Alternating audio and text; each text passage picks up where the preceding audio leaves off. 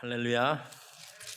오늘은 종려주일입니다. 종려주일은 예수님께서 예루살렘에 입성하실 때 사람들이 종려나무 가지를 들고 이렇게 흔들면서 호산나 환영한다고 했던 데서 유래했습니다. 사진을 보여주시면 아마 이런 광경이었을 것 같습니다. 사복음서에 이것이 다 기록되어 있는데요. 아마 종려주일 때마다 비슷한 설교를 많이 들으셨겠지만 오늘 또 새로운 은혜를 저와 여러분에게 주시기를 원합니다. 특별히 이 광경에 등장하는 등장인물들과 소품들을 한번 집중해 보겠습니다. 먼저 예수님에 대하여 우리가 한번 집중해 보겠습니다. 우리가 가장 먼저 알아야 될 사실은 예수님이 처음부터 나귀를 타고 예루살렘에 가셨던 것은 아니라는 것입니다. 사실 걸어가셨죠. 걸어가시다가 한 2km 정도 남은 지점부터 나귀를 타기 시작하셨습니다. 우리가 그냥 무심코 지나치지만 마가복음은 예수님이 걸어가실 때의 그 뒷모습에 대하여 아주 인상 깊은 묘사를 하고 있습니다. 한번 보여주시면 이렇게 되어 있습니다. 예루살렘으로 올라가는 길에 예수께서 그들 앞에 서서 가시는데, 잘 보세요. 그냥 앞에 걸어가시는데 제자들이 놀라요. 그리고 따르는 자들은 두려워하더라라고 되어 있습니다. 여러분 성경에 이런 말씀이 있다는 거 아셨어요? 영어 성경에도 분명 그렇게 되어 있네요. They were on their way up to Jerusalem with Jesus leading the way. 예수님이 앞서서 가시는데 the disciples were astonished. 놀라요. 그리고 afraid. 두려움을 느껴요. 놀라운 이야기가 기록되어 있습니다. 여러분 누군가의 뒷모습을 보고 놀란 적 있으세요? 누군가의 뒷모습을 보고 엄청난 위험을 느껴서 두려움을 느낀 적 있으세요? 예수님 그랬다는 거예요. 제가 오늘 말씀을 한번 묵상해 봤습니다. 일단 앞에 가는 사람, 리더라는 자리가 여러분 어떤 자리인지 아세요? 자신의 뒷모습을 노출할 수밖에 없는 자리더라고요. 맞아요? 리더는 앞에 가잖아요. 원든 원하지 않든 뒷모습을 노출하는 존재가 리더더라고요. 앞서간다는 게 꼭 좋은 게 아니에요. 상당히 위험한 겁니다. 우리 뒷모습을 보여주잖아요. 치장할 수 없는. 근데 대부분 우리 뒷모습이 초라하죠. 그렇죠? 앞모습에 비하여. 그런데 예수님은요, 세상의 그 뒷모습이 사람들을 놀라게 했대요. 사람들이 그 위험에 놀랐대요. 저는 너무너무 깜짝 놀랐어요. 왜 그렇게 예수님의 뒷모습에 엄청난 위험이 있었을까요? 물론 그분이 하나님의 아들이시기 때문이겠지만 왜 유독 이때 예수님의 뒷모습을 보고 제자들은 그렇게 놀라고 두려워했을까요? 말씀은 이렇게 이어집니다. 이에 다시 12제자를 데리시고 자기가 당할 일을 말씀하여 이르시되 보라 우리가 예루살렘에 올라가노니 인자가 대제사장들과 서기관들에게 넘겨짐에 그들이 죽이기로 결의하고 이방인들에게 넘겨주겠고 그들은 능욕하며 침뱉으며 채찍질하고 죽일 것이나 그는 3일 만에 살아나리라 하시니라. 예수님은 지금 자기가 십자가에 달려서 죽으러 간다고 얘기하고 계세요. 예수님은 지금 사실은 사명을 감당하러 걸어가시는 거예요. 여러분 어떤 뒷모습이 아름다울까요? 어떤 뒷모습이 이렇게 위험이 있을까요? 예수님처럼 묵묵히 사명 감당하며 걷는 뒷모습이 아름다운 것 같아요. 아멘. 그 모습만 아름다운 것 같아요. 사명의 자리를 이탈하여 세상을 향해 가는 이 뒷모습이 아름다울 수가 없겠죠. 오늘 말씀을 통하여 먼저 여기에 은혜 받고 도전 받기 원합니다. 우리 리더들 많잖아요. 그렇잖아요. 저도 뭐 리더고 여러분도 교회 리더 혹은 가정의 리더인데 리더는 뒷모습을 노출할 수밖에 없다고요. 이 뒷모습이 어떻게 아름답다고요? 사명을 묵묵히 감당하는 아버지의 뒷모습이 아름다운 거잖아요. 그렇죠? 사명을 묵묵히 감당하는 성도의 뒷모습이 아름다운 거잖아요. 할렐루야. 우리 뒷모습이 예수님 닮기를 원합니다. 그렇게 위험 있게 걸어가시던 예수님이 갑자기 나귀를 타시죠. 분위기가 확 바뀌어요. 나귀를 탄 모습이 초라하잖아요. 근데 왜 굳이 나귀를 타셨을까요? 다른 이유가 있는 게 아니에요. 딱 한 가지 이유 때문이에요. 오늘 본문 4절을 보겠습니다. 이는 선지자를 통하여 하신 말씀을 이루려 하심이라. 일러스되 시온 딸에게 이르기를 내 왕이 내게 임하나니 그는 겸손하여 나귀 곧 멍에 매는 짐승의 새끼를 탓도다 하라 하였느니라. 이게 스가랴 9장 9절에 나와 있는 예언의 말씀인데요. 예수님이 나귀를 타신 이유는 딱 하나예요. 메시아가 나귀 타고 입성할 것이라는 예언이 있었거든요. 그 예언을 성취하기 위해서, 그 말씀을 성취하기 위해서 그런 것뿐이죠. 여러분, 예수님의 공생애 내내 그러셨어요. 예수님이 어떤 일을 하면 성경에 해석이 붙어요. 이는 말씀을 이루려 하심이라. 앞으로 예루살렘에 들어가셔서 성전 정화를 하셔요. 거룩한 분노가 일어나서이기도 하지만 성경이 꼭 덧붙입니다. 이는 주의 전을 향한 열심히 나를 삼키리라는 이 시편 말씀이거든요. 이것을 이루려 하심이라. 심지어 십자가에 못 박으셨어도 요한복음 19장에 보면 내가 목마르다 하시니, 그게 목말라서 목마르다고 한 게 아니라 이는 말씀을 응하게 하려 하심이래요. 너무 놀랍습니다. 예수님의 삶 전체가 어떻게 하면 하나님의 말씀이 성취될까에 관심이 있으셨어요. 자기를 향하신 하나님의 뜻이 성취되는 것에만 관심이 있으셨어요. 여러분, 우리의 삶도 어떻게 하면 나의 삶을 통하여 하나님의 뜻이 성취될 수 있을까를 고민하는 삶이 되기를 원합니다. 나 때문에 하나님의 뜻이 어그러지는 일은 없었으면 좋겠습니다. 그런데 예언되어 있는데 하필 왜 나귀를 타시느냐? 놀랍게도 그분의 성품 때문이랍니다. 다시 보여주시면 그분은 겸손하여서 나귀를 탄대요. 놀랍지 않아요? 사람은 자신의 성품을 벗어나는 일을 할 수가 없어요. 그 사람이 그 선택을 하는 이유는 그분의 성품 때문입니다. 근데 예수님은 성품상 큰 거를 못 하겠대요. 당시 세상 통치자들, 왕들, 장군들은 백마나 흑마를 탔어요. 근데 예수님은 겸손하셔서 그런 거 못 하시겠대요. 나귀 새끼를 타시겠대요. 이게 실감이 안 나죠. 이건 봐야 실감이 나요. 백마는 이렇게 생겼습니다. 진짜 멋있지 않나요? 흑마 진짜 멋있는 것 같아요. 나귀 이렇게 생겼어요. 이게 직접 보면 확 다가옵니다. 근데 예수님이 백마나 흑마를 타지 않으시고 성품상 나는 저거 타겠다. 그런데 여기서 질문.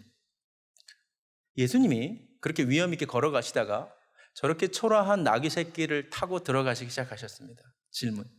정말 예수님이 우스워 보였을까요? 정말 예수님이 초라해 보였을까요? 오늘 본문 어디에도 아유 어쩌면 저런 거 타고 오느냐라고 손가락질하는 사람 아무도 없었어요. 다 환호했어요. 너무나 놀라운 포인트예요. 아까 처음 사진 다시 보여주시면 예수님의 뒷모습이 전혀 초라하지 않는 거죠. 종려나무 가지를 흔들고 사람들이 오히려 환영하고 있죠. 처음 사진 보여주세요. 결국 그분을 빛나게 했던 것은 그가 탄 짐승이 아니라 그분의 능력, 그분의 성품, 그분의 인격이었던 거죠. 예수님은 낙이 타셔도 괜찮은 거예요. 그분의 능력과 성품과 인격이 크신 분이기 때문에 오늘날로 치면 이런 분은 람보르기니 안 타도 되는 거예요. 경차 타도 괜찮은 거예요. 우리 문제는 뭐냐면 우리 자신이 왜소해요. 너무 작아요. 볼품 없어요. 그래서 역설적으로 우리는 우리를 치장해 줄 큰 것들이 필요해요. 큰 차가 필요해요. 큰 집이 필요하죠. 타이틀이 필요하죠. 왜냐하면 내가 왜소한 존재거든요. 내가 볼품 없는 존재거든요. 참고로 키가 작았던 나폴레옹도 꼭 큰 말 탔대요. 요새 나폴레옹 얘기하면 잘 실감이 안 가니까 여러분 슈렉이라는 영화 보셨어요? 슈렉의 그 파쿠아 로드 파쿠아 아세요? 그분도 키가 되게 작은 분인데 큰 말 타시는 거 아세요? 그런데 언제까지나 탈 수 없어요. 말에서 내릴 때가 옵니다. 제가 영상을 준비했어요. I am Lord Farquaad. Lord Farquaad? Oh, no, no. Forgive me, my lord, for I was just saying short. 자, 여기까지. Oh, that is. 제가 오늘 말씀을 보면서 이 영화가 생각이 났어요. 아, 예수님은 크신 분이에요. 그래서 나귀 새끼 타도 괜찮아요. 근데 내가 왜소하니까, 내가 초라하니까 자꾸 나는 큰 게 필요한 거야. 근데 큰 차로 내 비좁은 성품이 가려지지 않아요. 큰 차를 타는 것이 나쁘다는 말이 아니에요. 그 전에 작은 차를 타도 빛나는 큰 그릇이 돼야 된다 이 말이에요. 우리가 예수님 닮기를 원합니다. 이번에는 주님이 선택하신 나귀 새끼에 한번 주목해 볼게요. 분명히 성경은 이 나귀는 장성한 나귀가 아니라 새끼래요. 아무도 타보지 않았대요. 경험이 없어요. 그래서 아무도 쓰지 않을 존재래요. 이게 중요해요. 아무도 주목하지 않을 존재래요. 그런데 예수님은 그를 주목하시고 쓰셨대요. 이게 너무너무 감사한 일이에요. 근데 예수님이 이 땅에 하신 모든 일이 다 그래요. 다 나귀 새끼 같은 이들을 고르셨어요. 예수님 제자들 치고 제대로 된 사람이 없어요. 어부, 매국노, 세리 이런 존재들이에요. 근데 예수님이 그런 나귀 새끼들을 쓰신다는 거예요. 너무 감사하잖아요. 할렐루야. 대단하신 분들이 좀 많이 계시나 봐요. 저는 나귀 새끼 같은 존재예요. 제가 젊고 목회 경험 없어요. 처음이에요. 제가 굉장히 젊어 보이나 봐요. 실제 나이보다. 그래서 역시 구글에 이혜진 목사를 치면 그 사람들이 많이 찾는 연관 검색어 같이 뜨는데 제일 먼저 뜨는 게 이혜진 목사 나이더라고. 사람들이 나한테 제일 궁금한 게 제 나이야, 나이. 40도 안 돼 보이나 봐, 제가. 그래가지고 젊어 보이니까 나이가 그렇게 궁금한 거예요. 네, 맞아요. 젊고 연소해요. 제가 40은 넘었어요, 근데 하나님께서 아무도 저를 주목하지 않았어요. 여러분, 진짜 아무도 주목하지 않았어요. 내가 처음에 교회를 시작한다고, 목회 시작한다고 누구도 기대하지 않았어요. 네, 오히려 목회 아무나 하는 거 아니다, 뭐 이런 얘기 들었고, 당신은 교수나 하면 잘할 사람이다, 이런 얘기 들었지, 그 누구도 저한테 기대하지 않았어요. 근데 하나님만 저를 주목해 주신 거예요. 얼마나 감사해요. 우리 교회요? 우리 교회 처음 개척할 때 아무도 주목하지 않았어요. 진짜 나귀 새끼 같은 존재들이었어요. 너무 감사하잖아요. 하나님만 이 교회를 주목해 주신 거예요. 할렐루야. 여러분, 나귀 새끼 같지 않으세요? 대단한 분들이 너무 많으셔요. 우리 나귀 새끼예요. 누가 여러분을 주목해요? 하나님만 주목해 주시는 거예요. 얼마나 감사해요. 근데 내가 너를 쓰고 싶다. 이거 감동해야 되는 거 아니에요? 내가 뭐라고 하나님이 나를 주목하시고 내가 너를 쓰기를 원한다. 할렐루야.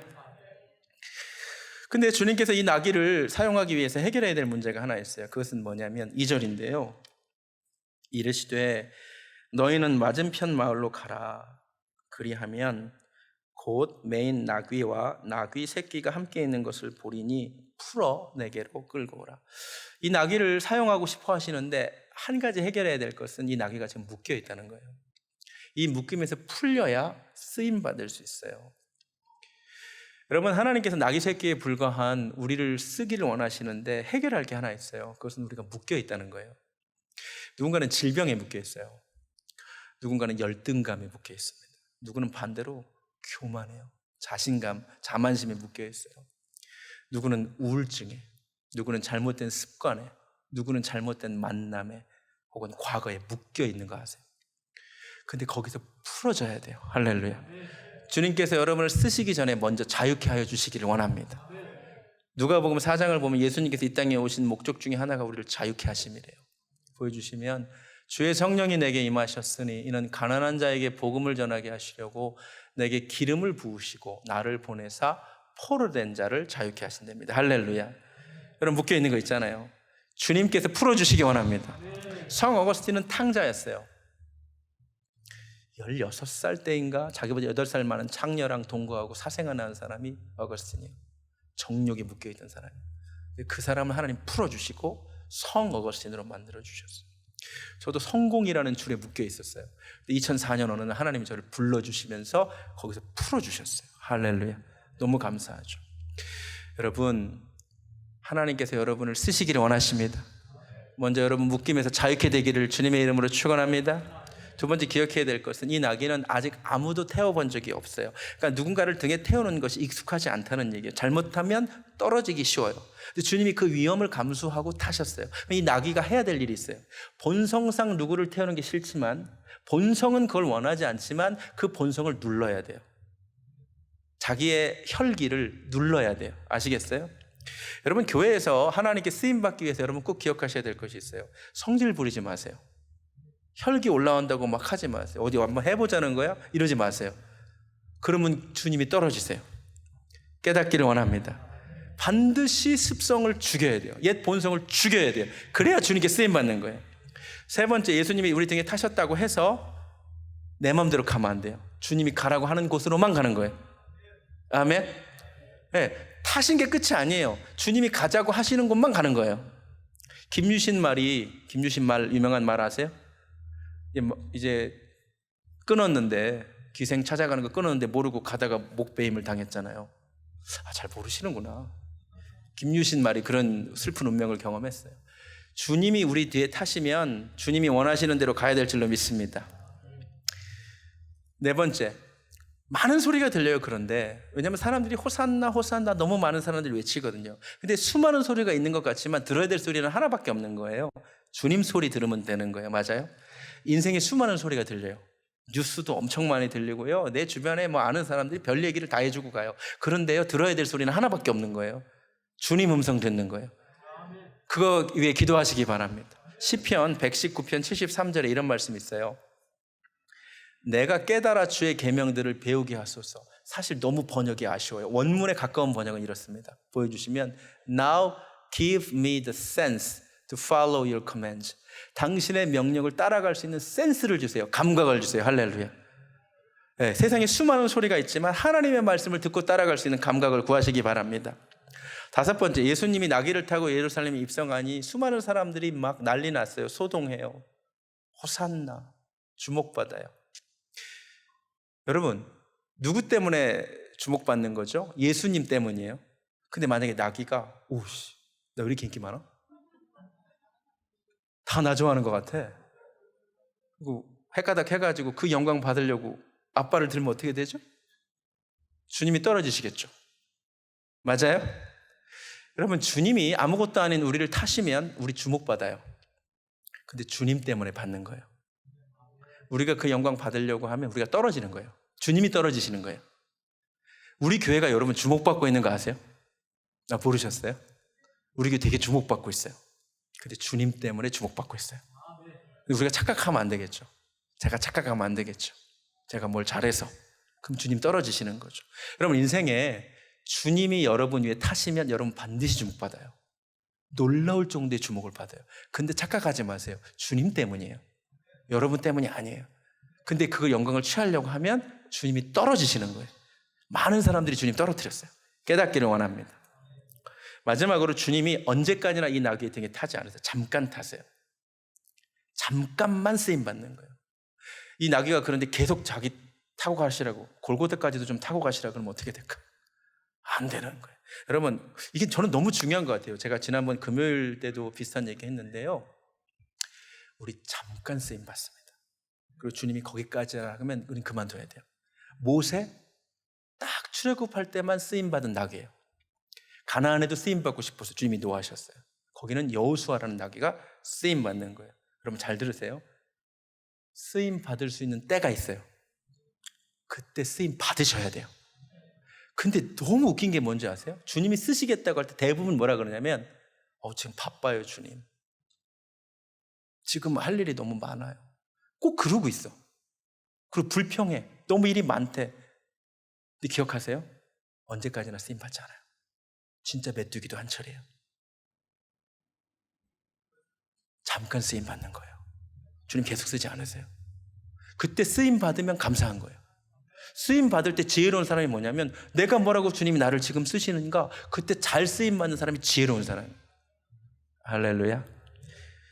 네, 주님이 시간 주시고 물질 주시고 에너지와 열정 주시고 건강 주실 때 그때 쓰임 받으세요. 조준모 씨가 이 본문을 근거로 행복한 낙이라는 곡을 만들었는데 가사는 너무 좋고 곡은 좀 어려워서 가사만 제가 소개합니다. 보여주시면, 주님, 저는 그 행복한 나귀가 되고 싶어요. 묶여있는 저를 좀 풀어주세요. 세상의 욕심에, 죄에, 나 자신에 묶여있는 저를 풀어주세요. 그리고 주님을 섬기게 하세요. 할렐루야. 그리고 주님을 등에 업고 살게 하세요. 그러면 세상은 나를 보지 않고 내 등에 업힌 주님을 보게 되겠죠. 주님, 저는 그 행복한 낙이 되고 싶어요. 저는 그 행복한 낙이 되고 싶거든요. 여러분도 그 행복한 낙이 되고 싶지 않으세요? 낙이 이야기를 하다 보면 반드시 낙이 주인 이야기를 해야만 해요. 왜냐하면 생각을 해보세요. 당시 팔레스틴에서 낙이는 재산 목록 1호예요. 교통수단이고요. 많은 짐을 실어 나를 수 있는 아주 소중한 존재예요. 한국으로 치면 황소죠, 황소. 근데 놀랍게도 이 낙이 주인에게 가서 제자 둘이 풀어요. 낙이와 낙이 새끼를 사실 풀어가요. 근데 왜 풀어가냐고 물을 때 주님이 쓰시겠다고 하라 하니까 군말 않고 줘요. 오늘 본문 2절을 보니까 이르시되 너희는 맞은편 마을로 가라. 그리하면 곧 메인 나귀와 나귀 새끼가 함께 있는 것을 보리니 풀어내게로 끌고 오라. 만일 누가 무슨 말을 하거든 주가 쓰시겠다. 그러면 군말하지 않고 즉시 보낸대. 정말 그렇게 했어요. 이 너무 놀라운 이야기 아니에요? 핑계거리가 얼마나 많아요. 여러분 같으면 뭐라 그러실 거예요? 오늘 밥 갈러 가려고 그랬는데. 또 그랬을 거예요, 여러분. 아니면 아직 나귀가 너무 어리지 않나요? 또 이랬을 거예요. 아직 준비가 안 됐어요. 또 이랬을 거라고요. 근데 이 나귀 주인은 뭐라 그러냐면 핑계하지 않아요. 주님이 쓰시겠다고요. 내가 주인인 것 같지만 진짜 주인이 나타난 거죠. 난 청직이잖아. 진짜 주인이 쓰시겠다니까 그거를 내어드리잖아요. 할렐루야. 이 나귀 주인과 같은 사람이 하나 더 있어요. 다락방 주인. 예수님이 최후의 만찬 자리 필요하시다고 하니까 그냥 군만 안고 내어드렸어요. 그분도 계획이 있었을 거예요. 근데 주님이 쓰시겠다니까 내어드리잖아요. 여러분, 교회에 이런 나귀 주인 같은 분들이 많아야 아름다운 교회인 거 아세요? 우리 교회 되게 많아요. 어저께요 9시, 아침 9시부터 오셔가지고 한 밤 10시까지 많은 분들이 영유아부실, 우리가 애들이 너무 많아져가지고 영유아부실을 하나 방을 텄어요. 예배당을 키우고 페인트 칠하고요. 또 지금 중고등부가 너무 많아서 지금 중등부와 고등부로 분리를 하기 위하여 중등부 예배실을 어저께 너무 훌륭하게 잘 만들었어요. 보셨어요? 네, 좀 보세요. 자신의 시간을, 자신의 재능을, 자신의 에너지를 주께서 필요하다니까 아낌없이 내보내셨어요. 할렐루야. 너무 귀한 거 아니에요? 너무 감사하더라고요. 저는 기술이 없으니까 옆에서 쓰레기만 주웠어요. 너무너무 귀하시더라고요, 성도님들이. 성전 건축 헌금 작정서를 지금 다음 주까지 한다 그래요. 여러분, 들어오고 있어요. 그런데요, 이게요, 주님이 쓰시겠다고 하라, 주님이 쓰시겠다고 한다니 감사하는 마음으로 들어야 돼요. 내게 주신 물질을 이때 쓰시겠다고 하는 것 뿐이에요. 할렐루야. 한 유스 아이는요, 재능 기부를 하고 있어요. 자기가 잘하는 게 있어서 아이들을 가르쳐요, 그걸로. 그리고 그걸로 지금 건축 헌금을 내는 유스 아이가 있어요. 도전되지 않으세요? 3월 20일 주일에 제가 성전 건축 헌금 설교했습니다. 여러분, 이 자리에 서서 성전 건축 헌금 설교하기가 쉬울 것 같습니까? 너무 어려운 일이에요. 제가 그날 아침에 우리 아내한테 오늘은 등록자가 없을 것 같아. 그러고 들어왔어요. 보통 우리가 한 3가정, 4가정 등록하거든요. 근데 그날 6가정 등록했어요. 할렐루야죠. 그리고요, 그날 플로리다에서 제 설교를 듣는 한 무명의 성도님이, 저 모르시는 분이에요. 우리 교회 출석하시는 분도 아닌데, 그날 3월 20자 체크를 쓰시고 편지를 써서 보내셨는데 10만 불 체크가 왔어요. 하나님께서 이 교회를 세우는데 내게 주신 것 쓰임받기 원한다. 너무 놀라운 일 아니에요? 주가 쓰시겠다고 할 때 주님이 주신 것을 진짜 주님께 내어드리는 모습이에요. 여러분, 하나님이 쓰시겠다고 할 때 언제 쓰임받으실래요 도대체? 주께서 쓰시겠다고 할 때 쓰임받는 은혜가 있기를 주님의 이름으로 축원합니다. 마지막으로 청중들 얘기할게요. 사람들이 엄청나게 환호하죠. 근데 왜 그렇게 환호를 하죠? 8절을 볼까요? 무리의 대다수는 그들의 겉옷을 길에 펴고 다른 이들은 나뭇가지를 베어 길에 펴니다. 겉옷을 길에 편다는 데는 의미가 있어요. 이스라엘 사회에서 이것은 당신은 왕이다 이 말입니다. 열왕기하 9장에 보면 예후가 왕이 됐을 때 사람들이 그렇게 반응하거든요. 보여주시면 무리가 각각 자기의 옷을 급히 취하여 섬돌 위 곧 예후의 밑에 깔고 나팔을 불며 가로되 예후는 왕이라 하니라. 그러니까 이들이 겉옷을 벗어서 깔았다는 것은 의미가 있는 거예요. 당신이 왕이라 이거예요. 그리고 또 하나, 나뭇가지를 깔았잖아요. 흔들었잖아요. 이 나뭇가지가 요한복음 12장에 따르면 종려나뭇가지라고 분명히 되어 있습니다. 아니 굳이 박수 치면 되는 거 아니에요? 당신 환호하면 되는 거 아니에요? 그런데 분명히 요한복음 12장 보여주시면 종려나뭇가지라고 분명히 되어 있어요. 여기 의미가 있는 거예요. 저도 잘 몰랐는데요. 우리 박계생 목사님 인도하는 열린다 성경 식물편에 나오는 이야기, 저도 그 책 읽었거든요. 리모세 선교사님이 쓴 책인데, 종려나무 가지가 일반적으로는 승리를 상징한대요. 그래서 왜 칸 영화제에도 왜 황금 종려상 있잖아요. 우리 기생충이라는 영화 그거 받은 거예요.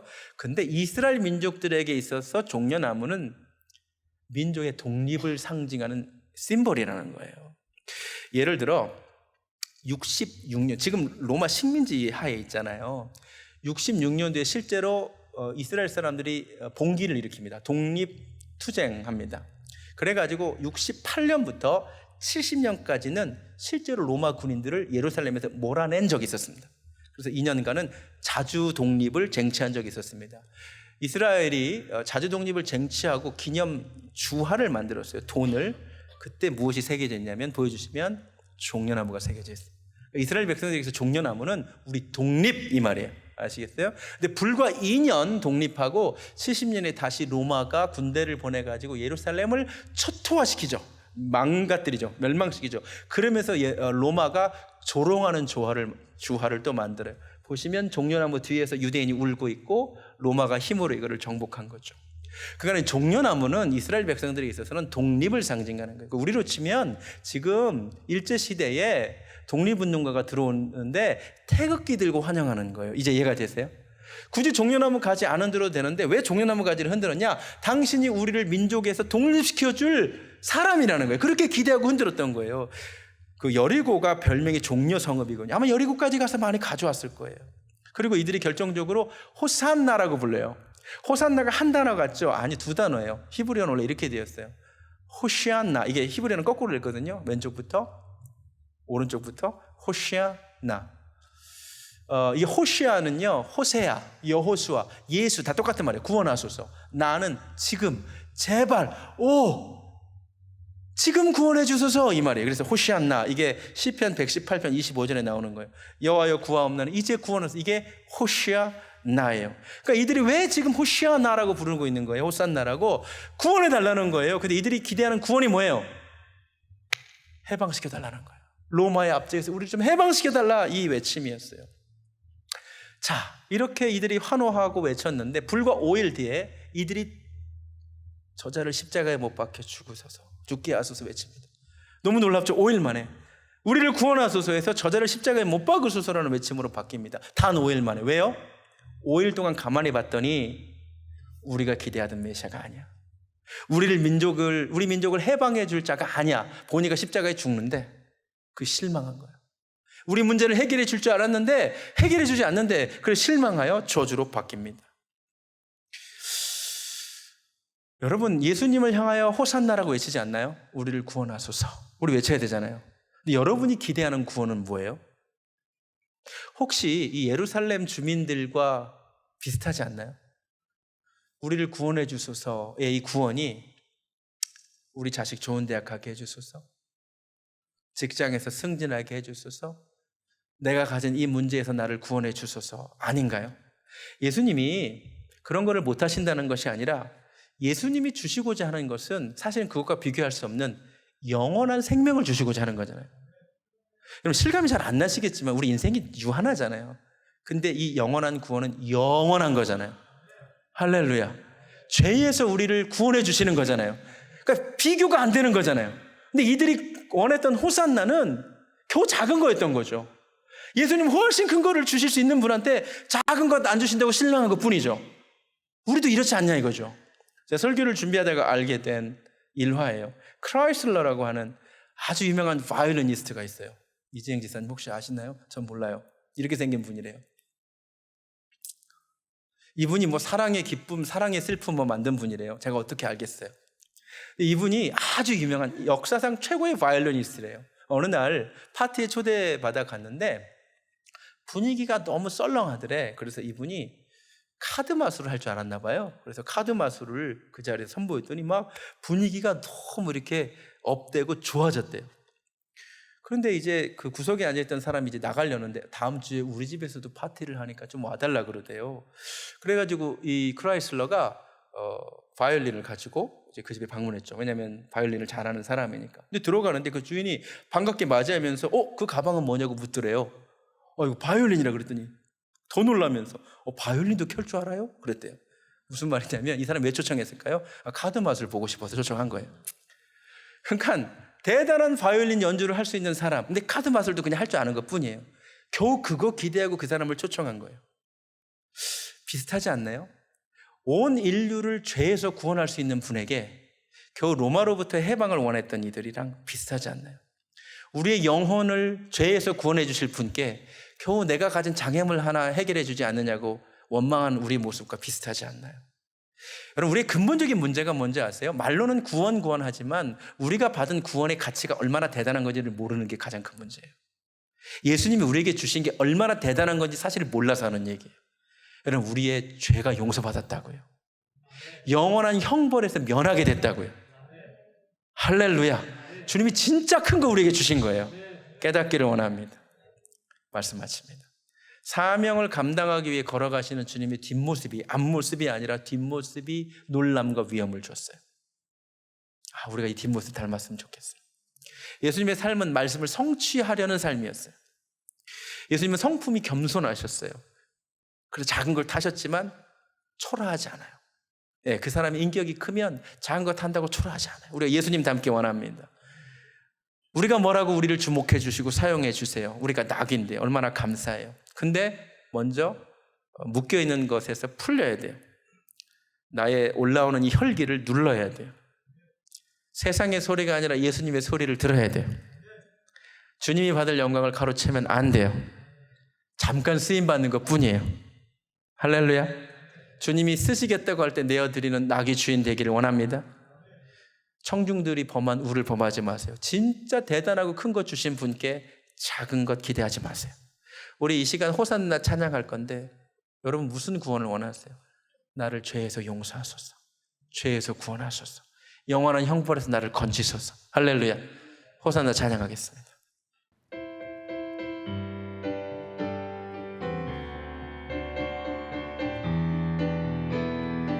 찬양 중에 눈을 들어 찬양 중에 눈을 들어 주 나의 영혼을 구원하실 주님을 보기 원합니다. 주를 보내 소망 중에 마음 다하여 소망 중에 마음 다해 주만 나발 안에 주님을 볼 때 나에게 힘주시네.